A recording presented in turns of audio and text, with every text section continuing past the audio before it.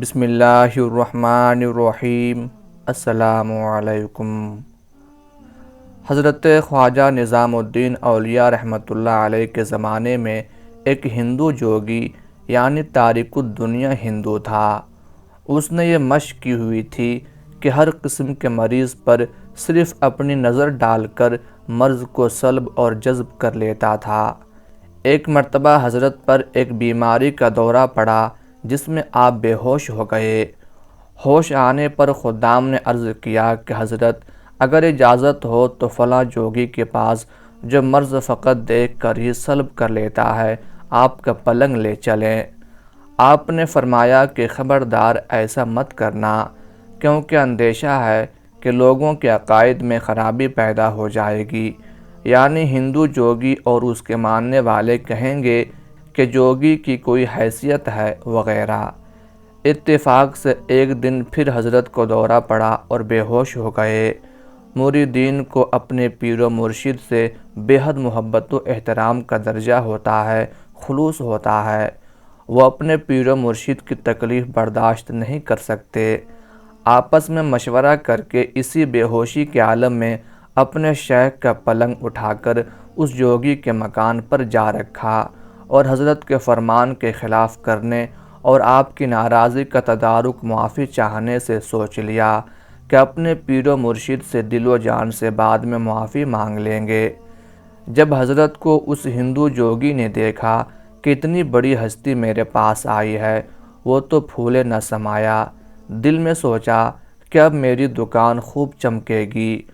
جوگی نے حضرت کو دیکھا اور دیکھتے ہی اپنا تصور ڈالا، فوراً حضرت کے مرض کو سلب کر لیا۔ آپ ایک دم اٹھ کر بیٹھ گئے اور یوں معلوم ہوتا تھا کہ کوئی مرض ہوا ہی نہیں تھا۔ حضرت نے دیکھا کہ یہ اس جوگی کا مکان ہے۔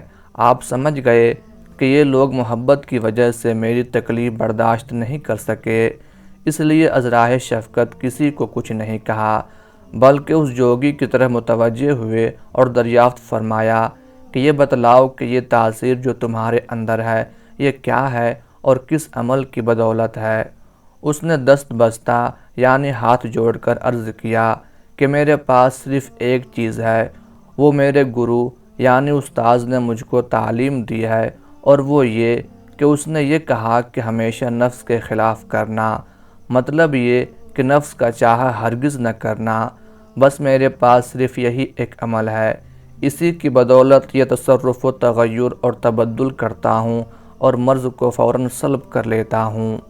یہ سن کر اللہ کے ولی نے اس سے دریافت فرمایا کہ اچھا یہ بتلاؤ کہ تمہارا نفس مسلمان ہونے کو چاہتا ہے؟ عرض کیا کہ ہرگز نہیں۔ حضرت خواجہ نظام الدین اولیاء رحمۃ اللہ علیہ نے فرمایا کہ پھر اپنے گرو کی تعلیم پر کہاں عمل رہا؟ ادھر تو حضرت نے یہ فرمایا اور ساتھ ساتھ اپنی باطنی توجہ فرمائی۔ نتیجہ یہ ہوا کہ اس ہندو جوگی نے ایک دم کلمہ طیبہ پڑھا اور صدق دل سے مسلمان ہو گیا۔ در حقیقت آپ رحمۃ اللہ علیہ نے اس پر بھی اپنا نورانی اور روحانی اثر ڈالا، جیسا کہ ارشاد باری تعالیٰ ہے، احسان کا بدلہ احسان کے سوا کیا ہے۔ اس جوگی نے آپ کے مرض جسمانی کو ختم کیا تھا، حضرت نے اس کے باطنی مرض یعنی کفر و شرک کو سلب فرمایا اور اسلام میں داخل فرما کر ہمیشہ ہمیشہ کے لیے نار جہنم سے بچا لیا۔ اس طرح احسان کا بدلہ احسان ہو گیا۔ یوں بر صغیر میں ان عظیم باعمل اور باکرامت ہستیوں نے دین محمدی صلی اللہ علیہ وآلہ وسلم کی شمع روشن فرمائیں۔ حضرت خواجہ نظام الدین اولیاء رحمۃ اللہ علیہ، جن کا تذکرہ اوپر کیا گیا ہے، نے بادشاہوں کی صحبت سے ہمیشہ کنارہ کشی اختیار فرمائی، ان سے کسی حال میں ملنا پسند نہیں فرماتے تھے۔ بادشاہ جلال الدین فیروز شاہ خلجی کو حضرت سے ملاقات کی بڑی تمنا تھی، اس لیے اپنے ندیم خاص یعنی قریبی دوست امیر خسرو سے اپنی اس تمنا کا اظہار کیا۔ حضرت شیخ امیر خسرو کو بہت عزیز رکھتے تھے۔ انہوں نے سلطان سے وعدہ کیا کہ اجازت کے بغیر ان کی خدمت میں آپ کو لے جائیں گے۔ بادشاہ خوش تھا کہ اس طرح اس کی تمنا پوری ہو جائے گی۔ امیر خسرو نے بادشاہ سے وعدہ کرنے کو تو کر لیا، لیکن ان کے دل میں ایک خیال پیدا ہوا کہ کہیں ان کے مرشد کو یہ ناگوار نہ ہو۔ اس لیے انہوں نے اپنے مرشد کی خدمت میں عرض کیا کہ آپ کی خدمت میں بادشاہ آنا چاہتے ہیں۔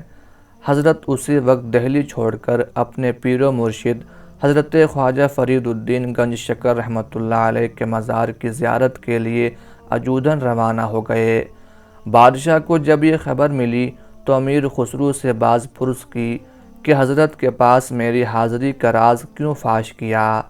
امیر خسرو نے عرض کیا کہ بادشاہ سلامت، اگر آپ رنجیدہ ہوتے ہیں تو زیادہ سے زیادہ میری جان کا خطرہ ہے، لیکن میرے مرشد آزردہ و ناراض ہوتے تو میرے ایمان کا خطرہ تھا۔